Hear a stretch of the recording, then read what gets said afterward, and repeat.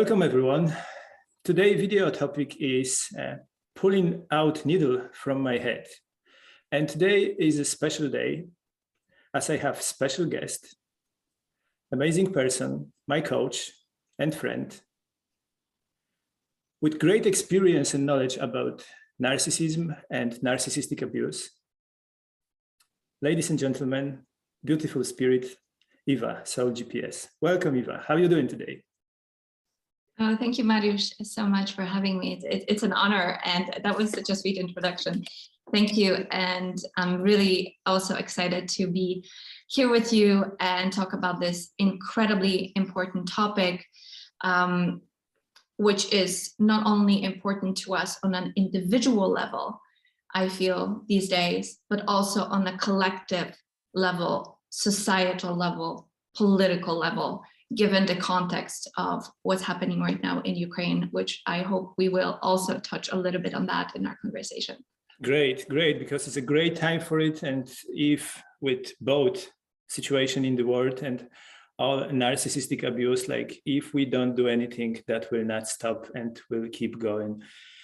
Definitely not in the right direction. So let me start with the first question, if you're okay, yes? Yes, let's do it. Okay. Now, if in few words, if you'll be able to explain to everyone, what is narcissism? Okay, in a few words, I'll try. So narcissism, in a nutshell, it's a set of behaviors which can be of overt or covert nature, an aggressive nature, let me emphasize that, which basically stems from a personality that is pathologically insecure. So all narcissists at the core are insecure, and the overt or covert personality styles that we see and experience that basically create havoc in our minds are due to, just put it in simple words, a lie. Is they're based on a lie. That's why there's so much talk of like mask dropping, right? When you're in a relationship with someone and suddenly you see the mask drop, where the whole theater of pretense no longer works, and the person reveals themselves to you in their dark glory, and you see the insecurity, you see them unravel, you see them rage. That's the foundation of that. So this is what I would say narcissism is. Now, something to really mention here that I think is important is that there's a difference between narcissistic style, narcissistic, just having some qualities that are narcissistic, versus a full-blown NPD or narcissistic personality disorder. That's a clinical, it's a clinical term, right? So on one end, on this, it's on the spectrum, and on one end of the spectrum, when it's sort of in a light form, we can see someone who is, you know, excessively self-absorbed. There's quite a lot of that right now with social media, obviously. Somebody who just, I would say, has a tendency to often put themselves first, who maybe can turn their empathy on and off depending on the situation, who is has a more of an aggressive personality style. We can say that, but they're not what I'm going to talk about in a moment, an NPD. They don't have that that disorder which penetrates someone's personality through and through, which means that there is nothing healthy in there. It's all based on this aggressive style. So there is something healthy about having some of those narcissistic traits. It's something that, for example, people who are highly agreeable, highly empathic, you'd say on the other side of the polarity, who lack that, who have a very difficult time with putting themselves first, who feel like, you know, when they put themselves first, they're being selfish and it's wrong, and they feel guilty, right? So the key is to strike a balance between the two, is to know how to set boundaries, is to practice assertiveness, is to find a balance that works also depending on the situation, because obviously there are situations in which we better leave our egos at the door and tend to somebody who really needs our help. And there are times where we got to do exactly the opposite, which is to really step into our egos, into our strong, boundaried personalities, and say no and assert and push back. So it's really fluid. NPD, or the clinical presentation of somebody who has this narcissistic personality disorder, requires at least 5 of the 9 characteristics that are listed in the psychological manual. And those basically include someone who has no empathy. And what's really important is that this is consistent, because at some point, you know, I sometimes get into situations where it's safer to turn off my empathy, right? Where I'm dealing with an aggressive person, I need to really stand my ground. But that doesn't mean that I'm not an empathic person, or that I have NPD, but I can, you know, I need to discern. But we're talking about a consistent presentation. So no empathy, tendency for exploitation, exploiting other people for your purpose, obviously grandiosity and arrogance. Now, this can be both in the overt and covert presentation. So somebody can be very grandiose, you know, like the kind of classic narcissist who is all about showing themselves off. But there can also be a grandiosity in the person who is covert or shy. They have this, I call this the Messiah complex, right? And I've met quite a few of those characters where somebody feels like they're the victim of the world, but and they've been, you know, beaten down, and they're seeking supply in the form of compassion, but deep inside it comes from a place that they actually do feel that they're better than everybody else, right? So the grandiosity can take both forms. What else? There is this consistent living in a fantasy bubble of living in this ideal love, or having this incredible success, right? And that can be actually really attractive, especially for people who are, right, who have a very rich imagination. I've fallen for this many times, you know, like this ideal love, and we're raised with that through fairy tales and other things. So that's usually there. What else? The desire to associate only with the best people, right? The most successful people, which is a little bit of can be an ego boost to those who have been through narcissistic abuse, because you know, usually we exit these relationships feeling devalued, and our self-worth is extremely low. But we need to remember that narcissists usually target people who to them are highly valuable, right? So we got to remember that.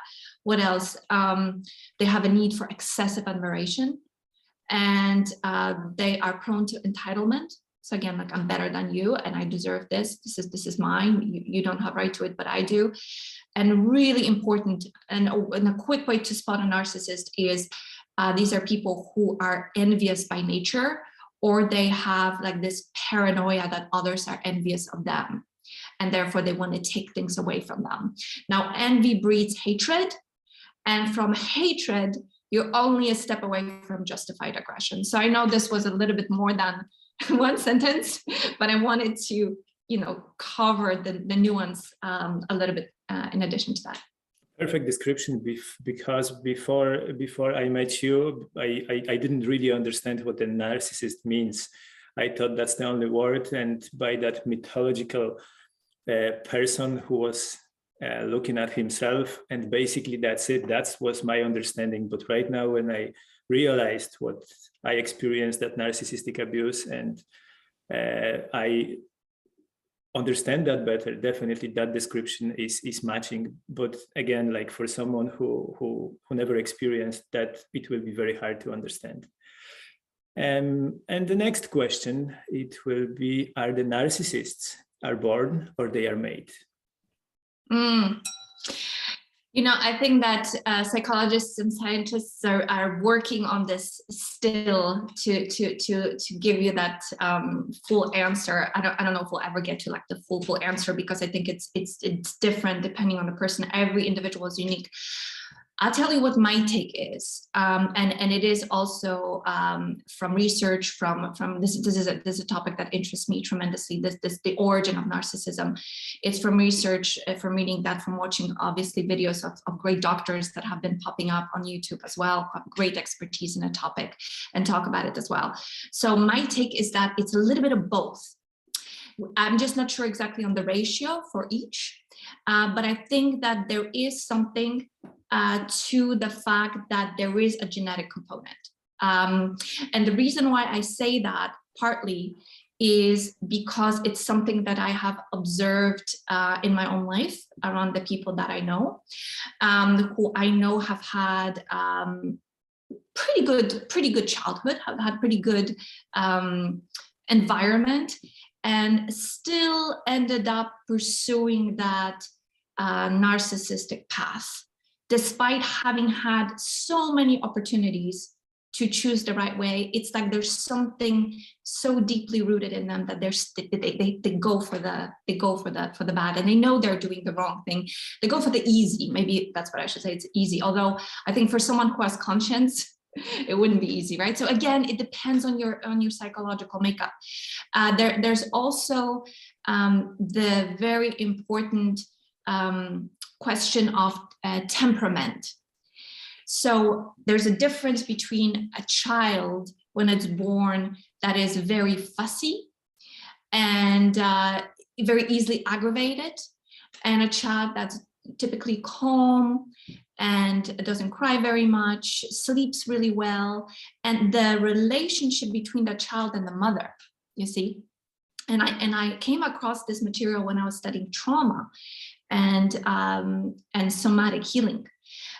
Because a lot of people who have somatic symptoms, such as just as I had with my headaches and chronic pain, which has had resolved for the most part, thankfully, when you start to probe that with the current information that we have, you inadvertently come to, you want to find the source. So you come to conception and birth. And then you have to look at the mother and the father, and where did they come from? And is there narcissism in their family? So I think genes could be a carrier of that. And even if somebody were to say, you know, to give the argument that no, it can't be, that's too simplistic or whatever, we can take into consideration the overall climate, the atmosphere of the family that the child is born into. So now we're talking more about the nurture rather than the nature, and the impact of the personality of the mother and the father and their ancestry on the climate where the child is, right? And what it all boils down to is feelings of safety, nurturing, and love, right? Does the child have access to that? So then they can mimic that within themselves and in their relationship that they're developing with themselves. I know it's like a lot and it's complicated. We can talk about this for a long time, but in a nutshell, I think that both play a role. And another thing that is being more and more talked about in the context of the origin of narcissism in children is that, and I really do want to emphasize that, I think, and this is just me, anybody is free to disagree with me, please do, because then the conversation gets bigger and richer. But I think there's something that needs to be present. And then in addition to them being this tendency, whether it's temperamental or genetic, what happens is the child starts to get these mixed messages. And that usually requires at least one of the parents to be a narcissist. And the mixed message is not, I love you unconditionally, but rather, I love you if. And the love is usually not so much in the sense of the warmth, safety, and security. There's a lot of fluctuation in that. And the love is associated with attention. And voila, what does narcissists always seek is attention. It almost doesn't matter if it's positive or negative. They just want the lights on them. That's when they feel safe. That's when they feel like things are relatively okay. And if they don't have it, then they start to freak out. And then they start to go into their narcissistic rage and other weird behaviors, punishing behaviors, right? To solicit that, to elicit that, or to punish their partner for not giving it to them. And so the mixed signal is, on one level, is the lack of that deep, warm sense of love and full acceptance. But on the other hand, is getting the attention for the way they look, for the way they behave, for the grades they get in school, so that the parent, the narcissistic parent, can essentially brag about the child to the public. because as we know, narcissism is all about, you know, PR. It's all about the image. So yeah, so that's what I would say about that. Yeah. Okay, great. That is actually matching, because from my point of view, when I experienced the narcissist in my life, it is actually matching what you are saying. As no, I have experience with the female narcissist. So it definitely, when I look back, when they were describing their childhood, the imbalance between the parents, and also situation while the child narcissist was, let's say, a partner on duty, which was taking a role for one of the parents, and it was a constant fight between them. It is actually matching, and the child was in between and couldn't get rid of any emotion, wants to make happy either one side or the other, and they cannot really express themselves. They need to please. So that is actually matching what you are saying. Yeah. So like, yeah, thanks for that. That answers my questions. Yeah. And if I can add before we jump into the next one, is something you just identified, and I think it needs to be emphasized, is cognitive dissonance, the origin of cognitive dissonance. We can see where it starts in the child early on, that they're not knowing what's real, they're not knowing what's genuine on an instinctive, intuitive level. A child doesn't know, he can't tell the difference. And a child can't reason until they're about 12 years old and up. That's when the frontal cortex begin to develop in humans. So prior to 12, and what we're talking about is the early years, about 1 to 6, right, that are formative. The only way a child can distill information, can discern what's happening is with emotions. So when they're under emotional assault, it's extremely difficult. And when you're getting these mixed signals, it creates this cognitive dissonance, and they carry that with them into their adulthood. It gets cemented. And then when someone who doesn't have that in their story of origin comes along, right? Like you become a partner of a person like that.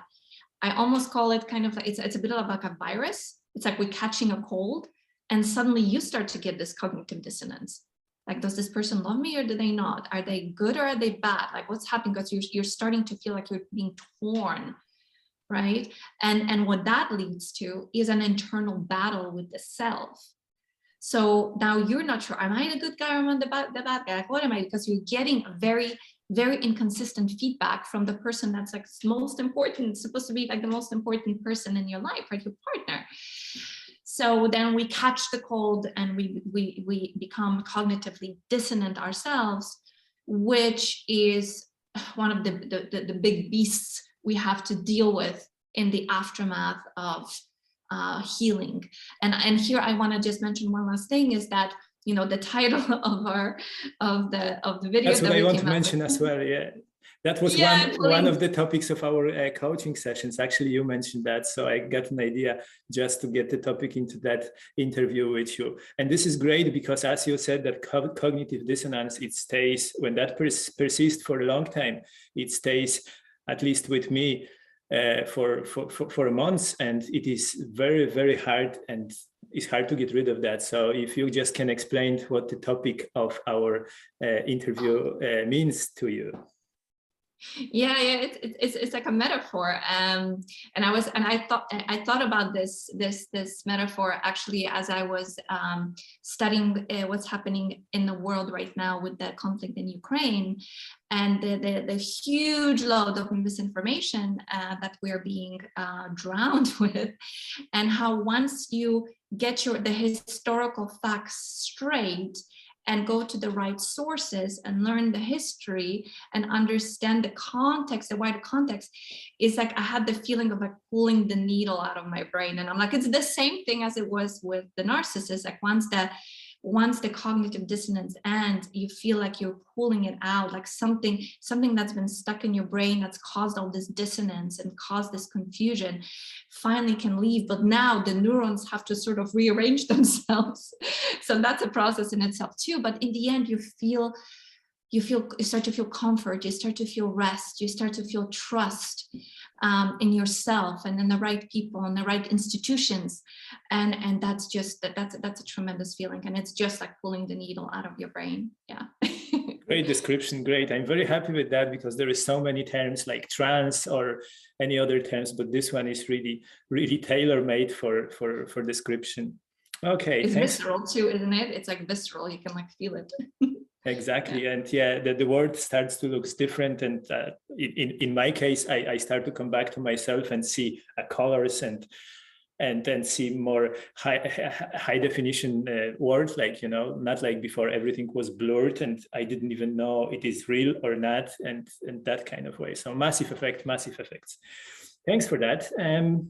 Next question to you, Ewa, it'd be, probably you already answer that question a little bit, but if you can just maybe expand that. Why is it so hard to understand what narcissism abuse is for people who never experienced narcissistic abuse? Mm-hmm. If you can explain the narcissistic cycle with all them terms, you know what I'm talking about. Yeah. That's a very tough place in which people who have been abused find themselves in, because the stories are so bizarre that it's like they're like in the movie, right? And when you try to tell somebody about this thing that happened to you, it can be very difficult for someone who hasn't experienced it to understand. But here's what I think, Mariusz. I think that most people have experienced narcissistic abuse, but they've experienced it to such small degree that they haven't really paused to look at it deeply, to study it. In other words, they haven't experienced the I call it the neutron bomb explosion, right? That blows your world apart. And when you're in that place, and I've been in that place, I know you've been in that place too, and a lot of the people that I've worked with have been in that place.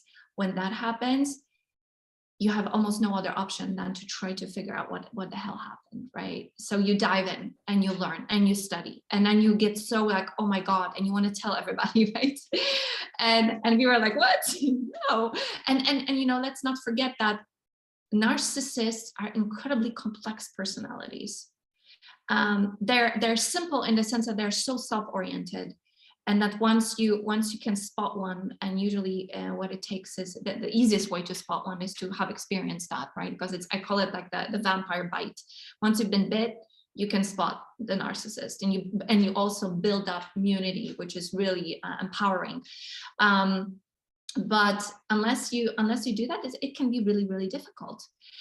So if you're talking to someone who hasn't been bitten the way you have, who doesn't automatically go, oh my God, I understand, I've been through this too, then you need to, like, there's so much to explain because it's so bizarre, it's so upside down.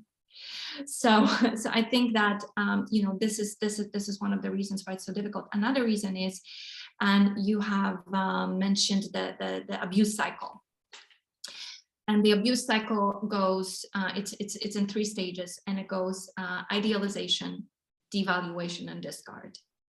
And most people, when they deal with a narcissist, let's say it's your partner, and we're talking about your friends or my family, right? They've seen the good side, they see the charming side, right? I mentioned that how important it is for the narcissist to maintain that superior image of being a good person, of being a moral person. They are champions. They are champions in that. Yeah, they're very good. And you know why they're so good is because they've been doing it for such a long time, and their life depends on it, really. It's like their life, just like our life depends on learning about this and arming ourselves against it. That's why it can turn us into, also I hate the word expert. People have called me an expert. I never feel like I'm an expert. There's still so much to learn, but I know that I know enough that I can spot one much faster these days than ever in the past. There is no other way. I don't see any other way. Is sink or swim, in that case, because this is something. Yeah, exactly. So when we've been armed with knowledge because we had to, and there's a similar way the narcissist needs to figure out a way how to be in the world without being spotted. So they become very good at it. They're very good at acting like a normal person. They usually turn up the ante. They go a little bit further, a little bit extreme, and they either go to the overt or the covert route. So they either become very charming, very colorful, because that's attractive to a lot of people, especially people who don't know what they're dealing with, or they become these victims, the people with the chip on their shoulder who are just walking around moping and seeking supply by testing people's empathy, just seeing, are you going to feel sorry for me? And then if you do feel sorry for me, then I know I can target you and I can take you in. I can use my pity story, my poor me story to bring you in, because there's probably something in you that's in all of us that can relate to that story. We've all been hurt, right? So the narcissist uses that vulnerability to create this tight bond very quickly, right? And that's deep, because we're going from surface to deep, intimate topics within minutes. So we can get these impressions of, oh my God, I just met my soulmate, right? Or I just met my whatever, and it's like we've known each other forever. Well, because they're addressing this part of you that feels so vulnerable and emotional, right? They're very good at stimulating that part. So back to your question, I know I'm going off a little bit here because this is such a broad topic, such a fascinating question, is that usually when other people meet them, people who are in your environment, they see the charming side, because they can be very good at that. They can be very good at showing the best side of them. So when you then come back and say, oh my God, you will not believe what happened when we came home and closed the door, they're just not, it's difficult for them to believe it, because they had that first impression of this person being great and empathic and compassionate and open and spiritual. I mean, that's very common. I know this happened to both of us. Like our ex-partners were very spiritually inclined. So it's like we make this assumption they have to be good, right? But unfortunately, it's not the case. Yeah, I just like to mention, because for them it is a fantastic field to get the supply, because good few empaths are in that spiritual path in life, and this is very easy to sneak in and pull out someone like from that environment. Yes, absolutely. So most people will not see the other two parts of the abuse cycle, which is the devaluation, the discard. Although after some time, if you've been together for some time and there's a little bit more exposure to the outside environment, some people will say, and they will see the criticisms, the digs, right? The ways in which the narcissist is devaluing you, and they may say something. That was the case with my relationship, for instance, where I had my family members around me when I was still married, and they would say things, but I was so blinded. I had no idea what I was dealing with, right? I had a completely different story. I had a needle stuck in my brain and no information was really coming through. So I just did not believe them. And that's another effect of what happens is isolation. You get isolated from your friends, from your people. And also you stop trusting the outside world. Only trust the narcissist, and it just narrows your world and makes it more and more difficult to exit that place. Very common things, very common. And that cognitive dissonance, when we don't know, I didn't know what really me is and what the other person is trying to convince me to. And I was taking their words for granted. And I couldn't really figure it out, like, that ruminating right now about this, I'm after ending up that relationship a few months after, it is still ruminating and going back and rewinding all of that and so on and so on. So, but that was really deeply planted. And as you said, that pulling out needle, it is a fantastic term. Great. And the next question to you, it will be probably, we don't have enough time to fully answer for that question, but just to give a snapshot of that, how to recover from that CTPSD after narcissistic abuse. Understanding that's why we are attached to them, that's why attracted to them, why we are so attractive to them, why us, not someone else, why they cannot connect to each other and, you know, to get the energy from each other or whatever and leave us alone, or just say to us, look, within the next few months, you're going to get the slap like never before, or something like that. Why is that? Why us? Why empathic people experiencing that? Yeah, that's a good question, but I would say that there is this propensity to think that we are sort of the main point of attraction for them, but there are narcissists that bond with other narcissists, so that happens too. It's actually more stable relationship, and the reason, the way I'm going to just illustrate it, you know, like why it's stable, it's because it has more of these cycles where one person dominates and then the other person dominates and the one is subjugated and just goes up and down and up and down, and they sort of find that you know, that dynamic where they're sparring with each other and they're getting off at that, right? And then there's also, of course, the period of coming back together and making up, and it's intense and it's fireworks and all that, and then again, you know, the war begins, maybe not on the other side, because they're always narcissists always live in a state of suspicion and paranoia. It's something that's also very, very common, and I think that it deepens with age. So so it's not just that it's us, it can be anyone who's a target. I think the question could be stated a little bit differently, which is that rather than why are we attracting them, because that sort of implies that it sort of happens magically somehow on an energy level, and maybe there's something to it, but I think that there's another way to look at it, which is more active and more responsible, which is ultimately being active and responsible for your life is what's going to get you out.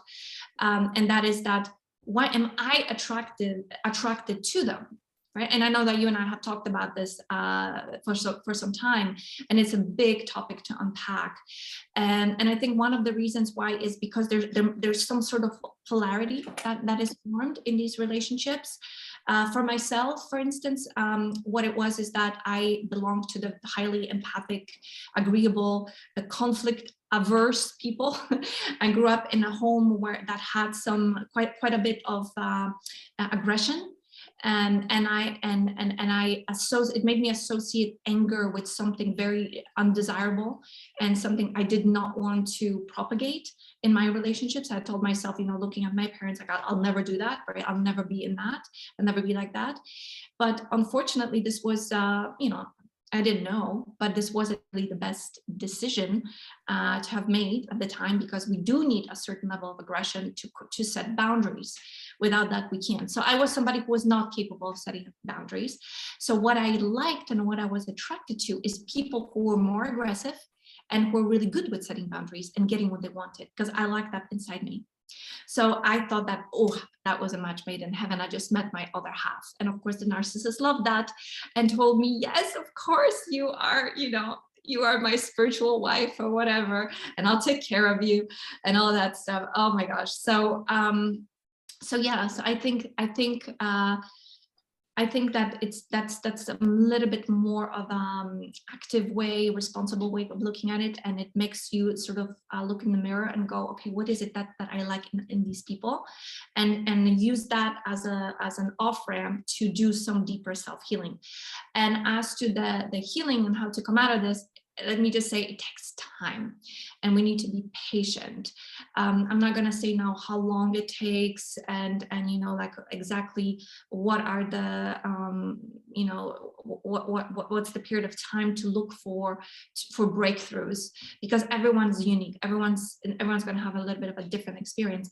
But in general, a couple of months of no contact is usually a time where you're starting to feel like some of that fog begins to recede. About a year is good to go through, just to purge that toxicity and go through the anniversaries, because the birthdays, right, the first date and all that, because that can be kind of heavy. So this way you end up doing something really different, celebratory of yourself and so on. It's good to take some time off dating. I think that doesn't mean you stop being social.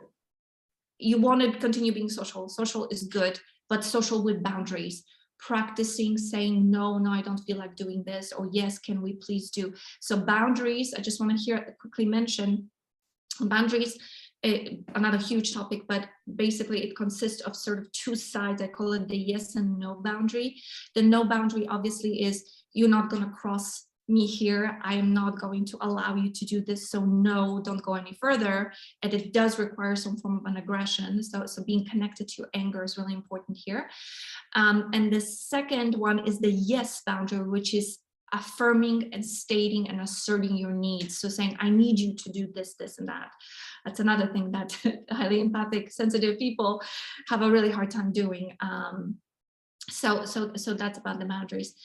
And the healing happens on multiple levels. And again, it takes time, multiple levels. It happens on a cognitive level, on emotional level, on a physical level, on spiritual level, you could add as well. Although spiritual level is tricky, because what the narcissist will do if they have spiritually abused you is they have the power to completely disconnect you from your relationship with God. And then it can take a long time before you rebuild that trust again. So that's a tricky one. But the emotional, I think, is the most difficult initially to establish emotional balance, because we've been so dysregulated. Narcissists are very dysregulated. So again, we catch their cold and we get dysregulated too. And what has helped me, and a lot of people I worked with, and this took time to refine and discover, is to first, what I would do is I would sort of attack aggressive word here, but why not, attack my emotional healing from two sides, from the physical and from the mental, because the emotion, I feel like it's the bridge between the two. So on the physical, what I would do is I would just really tend to my body a lot. I would work out, I would feed myself well, I would work on my sleep, you know, do the fundamental things to help the body heal. And then on the mental side is to educate myself about this. I can understand this, right? And so these two created almost like a buttressing, like a support system now for the emotional. What took me a while to come to, and what's been highly revelatory and helpful to me and other people that I've worked with on the emotional front, is that the emotional healing is very different beast. And that is, we again have this tendency to rationalize the narcissist and to overuse our intelligence to make excuses for them, and therefore that creates a very fertile battleground for that self-fight. So what we need to do is kind of disconnect from that to the best degree that we can, and learn to connect to our body from the neck down and just feel those emotions. It's as simple as, how do we heal emotionally? Feel your emotions, feel it to heal it. And it's easy to say, it's hard to do. But that creates the breakthrough. And it's something that I use more and more in my work with the people that I coach, is to give them some tools, because it's not enough to do it through the session. We can do a little bit, but to give them the tools to learn to tolerate the discomfort of all those emotions coming up, and just be the space and hold that space for yourself, because emotions are like waves. They come and they go. There's a beginning and there's an end. You want to surf those waves and teach your nervous system. This ties in with the also nervous system recovery, which is so important for people who've been through this too, is to learn to surf the wave and be there as it comes down, because it's so easy to get overstimulated, and the narcissist did that all the time. So we can go very quickly from 0 to 60, but the key is to go from 60 down to 0, and that descent is a little longer. It's unfamiliar, it's uncomfortable. Yeah. Yes, I agree with that, because when you mentioned just to feel them feelings, it wasn't really easy moment, but definitely a lot of benefits in that. And, you know, just to absorbing all of that, make the space inside me while I was absorbing all of that, what I was trying to push away before previously, it definitely helps. And that is maybe not speed up, but it is helping to better educate myself, to understand my feelings, my emotions, and all things related with that, instead of try to run away because they are uncomfortable and so on and so on. Especially with the guys, which we are, through evolution, patriarchy, and all that stuff, we are disconnected. And I hope that is changing. And that will relate to my next question then. What is the difference for abuse by female or male narcissist? Yeah, that's another huge topic. I think we should continue this. There's so much to talk about. But in a nutshell, the way I would distill this is, and there's lots of nuance, and what I'm going to say is extremely general. But in a nutshell, what I would say that, and that's been my experience, that a male narcissist, and again, we need to look at it on an emotional level, right? Because that's where they are the strongest, is here. They attack us here at the heart. They don't do it so much here. They do it mostly here, which is what creates the blur, what creates the fog, and what creates the confusion and the trance, and the needle gets in, right? So what happens is then the males create a sense of danger around the female, and then they rescue them from it. So, you know, we talk about this cycle of the roller coaster. So it's like, it's this intense excitement. It's like this intensity gets cranked way up. Whether it is with the overt narcissist, it's going to be, you know, this big world, or you're suddenly living this big fantasy, and you're going to all these fancy places, and you're like life on steroids, right? And then with the covert, it's like this deep emotional involvement immediately. It's like these deep conversations as you're crying together, you're laughing together. It's like you're feeling this deep connection. So it's a lot of intensity very quickly. And then what the narcissist will do is he will, and we're talking about the males, he will slip in messages that the world out there is dangerous. You can't trust the world. There's a lot of bad people out there, and I am the one who's going to help you and is going to save you. So they're at once your oppressor and the rescuer, and it creates this Cartman triangle, I believe that's what it's called, where a person moves between 3 roles, which is the oppressor, the rescuer, and the victim. And it just, you just go around and around and around, and it's very difficult to come out of it, and you get locked into that role. And it can be very, very hard to come out. And that's within one person, which creates that massive cognitive dissonance, because our system is not ready for it. Like, we are not designed for it. Exactly. What about females? What would be your description? Because I know you work with the guys who experience that abuse, and what's your perception of that? Yeah, so there are 2 things that seem to be very common, and I'd love for you to pitch in, because you've had that experience firsthand. My experience with female narcissists is that I know them. They're in my vicinity, just put it that way. So I've had quite a few interactions, and I've seen what they do with men. And the other way is through my work with men. And so one way they do this is, and it's all preying on biological impulses. Okay, so again, we're going to the subcognitive levels. One way is that she wants to be rescued, and I know you and I talked about this too. There is this damsel in distress, right? That she needs a strong man. She needs a man to protect her, and so that's generally on the covert side. right? The shy narcissist, the covert narcissist, the vulnerable narcissist wants to be rescued. And the more overt type is usually just plays on her sexuality, you know, and it's similar with the malignant suicidal borderline personality disorder females. They also tend to be hypersexual, and they draw the man in there. So again, like preying on these biological impulses. And the same with the women, right? The way that men play, the narcissistic men play the women, creating that sense of danger, and that I will protect you, right? That I am strong, I'm going to rescue, I'm going to protect you. It's against that mythical, biological archetype that gets quickly established, which is ancient, very deeply rooted, and again, can lead us to assume, big word, assume, it's not rational, it's an assumption that we are, soulmates and meant to be and all that stuff. How is it for you?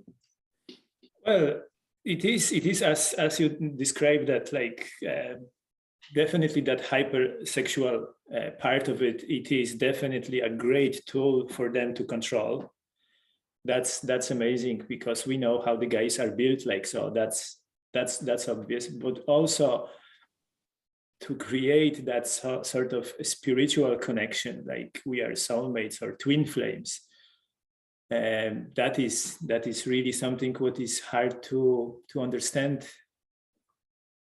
once you don't experience that. For guys, like I still don't know. I'm still in that stage. I can't figure it out why I sink into it and why it's so deep, because I don't see any other relation in my life when I'd be able to allow anyone else with my boundaries to get so deep into me with this. So this is for me, and I described that many times, they are very well prepared, they are very manipulative, and this is a masterpiece. Like I cannot even get to my head how you can plan, like not even 5 or 10 steps ahead, way ahead, so many options to know what the final result is like, you know. So it is absolutely something what for the guys, I think if we don't have a basic knowledge, after we fell with the narcissist female, we are absolutely fucked. Sorry, excuse my language, but that's how I perceive this.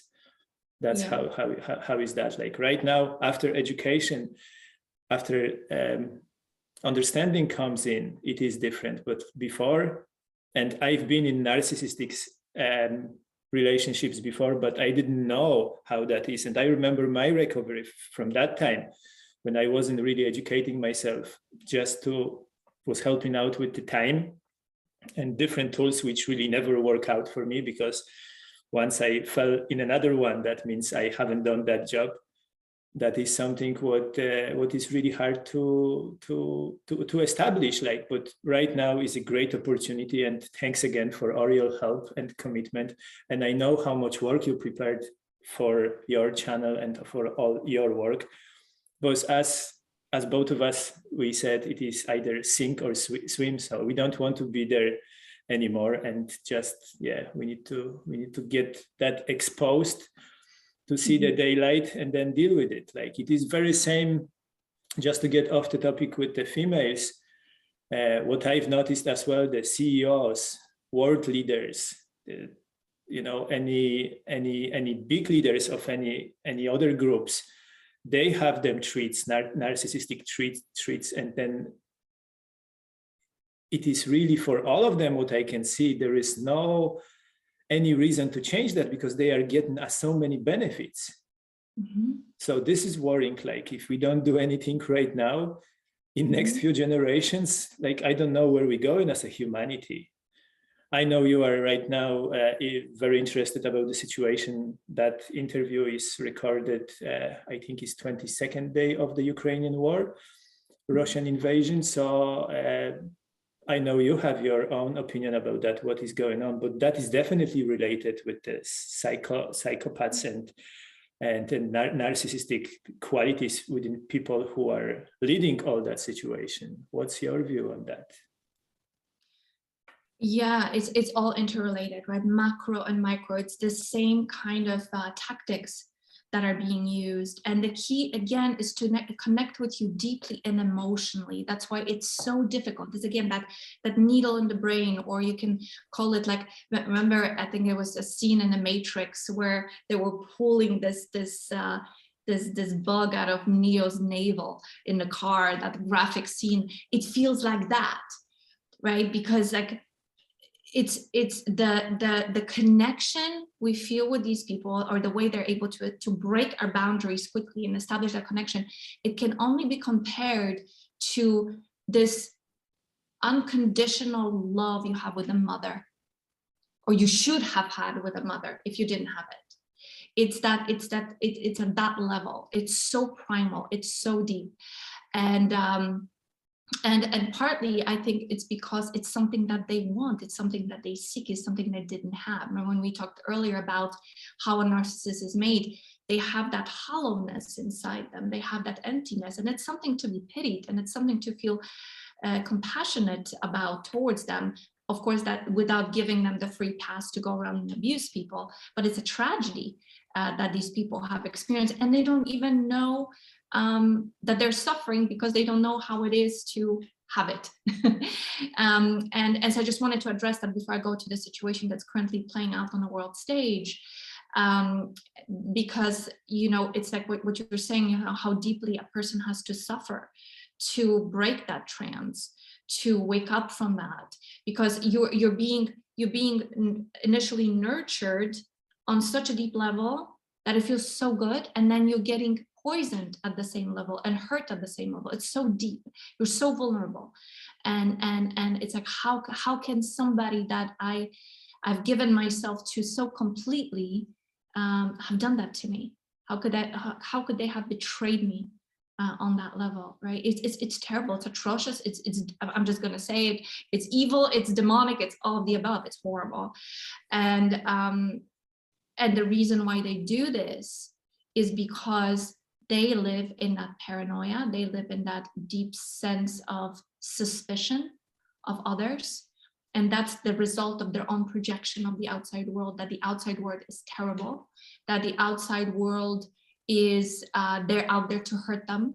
And so then they zoom in on you, target you, that you're going to be the one to rescue them. And if you are a natural rescuer, then of course that's going to resonate with you, and you're going to open yourself up and give to that person. But then they're going to do their number on you, and they're going to betray you too, because they fear that you're going to reject them, that you're going to do, because it inevitably always happens. So it's a tragedy on their part, that they will never know what it means to just relax in the arms of somebody who loves them and feel safe. They don't know that feeling, they never will. And it's the same thing happening right now on the bigger world stage. If you study history of Russia in the last since the fall of the Soviet Union, and really actually before that too, what you'll discover is that the worldview that is propagated by the people in control is that of a victim. So Russia is a victim of the West. And the reason why they did that is because they are, number one, envious of the progress. And number two, they are not willing to take responsibility for the failures of their own state. So they have to find a villain. It's easier to find a villain. It's the same thing that a narcissist does, is they're going to point outside. It's because of them.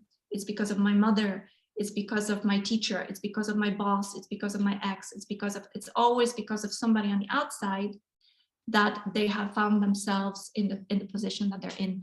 There is this deep and very, very strong tendency, perpetual tendency to blame the outside for the faults and the mistakes that were being made inside, in this case, inside that country.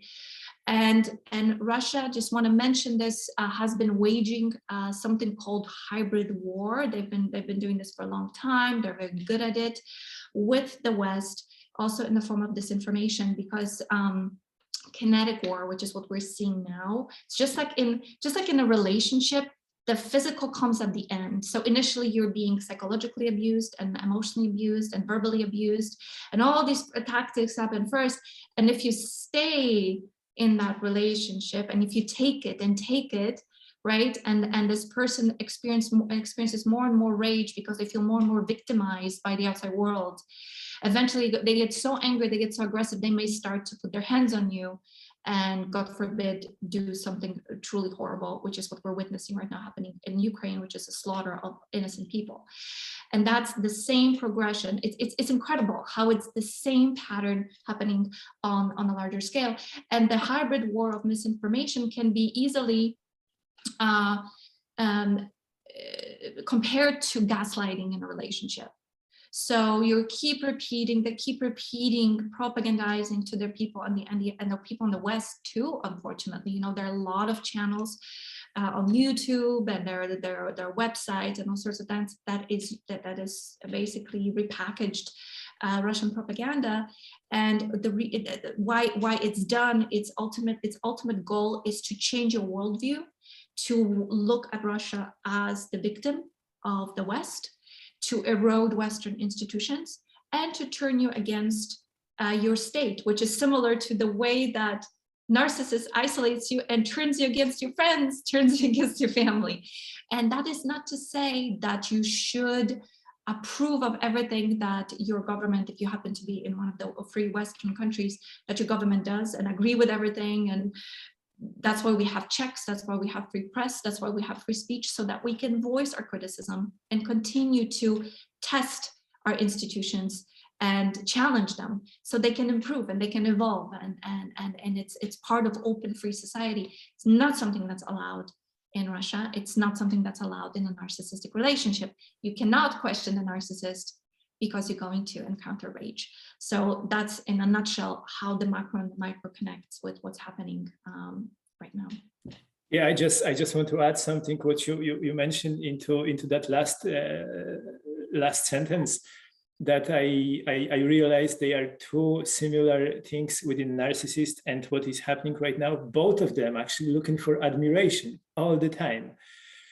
They like to have the spotlights on them, and they will do no matter what, it is positive or negative, just to have the spotlight on them all the time. So, but that is definitely happening before that stage where we are into right now with the situation in the world, and with results and traumatic issues after that, the narcissistic relations. So I see them too very common. Like, they love admiration, they love to be on spotlight, and they cannot stay on their own. They must be surrounded by others all the time.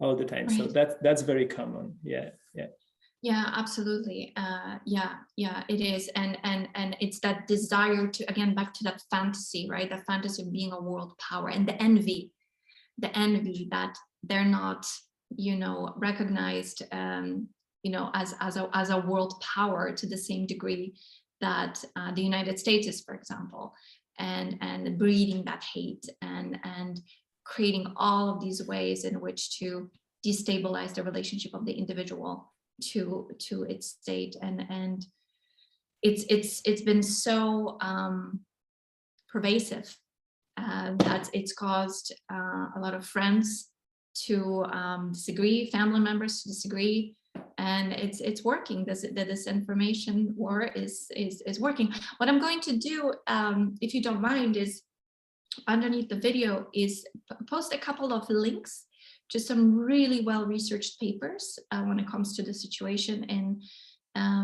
because I like to go as much to the source, to the original source as possible. And if someone is interested in learning a little bit more, because I understand it's very confusing to people who, who are far away, maybe not so familiar with the subject, and it can be very easy to be swayed by headlines. I happen to having grown up in Poland, just like you, we're both from Poland. So we have a little bit more of a personal taste, maybe not myself so much because I was a child, but my parents know what it's like to grow up under the Soviet control and influence, and what it is like to be under authoritarian or dictatorial rule. And it's, let me tell you, a lot of people in the West, in America especially, do not know what that means. They think they do, but they don't, and I hope they never will find out. They instead have been under the influence of thinking that strong leadership is important, is good, and all sorts of another big topic that I know we don't have time to get into. But just one last thing I want to mention is that Mariusz and I have decided to put together some funds between each other, and what we're going to do is from this interview, it's our co-sponsoring of it, and it's going to go to help mothers and young children being born in these days in Kiev. And it's going to buy their medicine and their food. And if anybody else would like to contribute to it, you can write to us. We can put our information also in the description.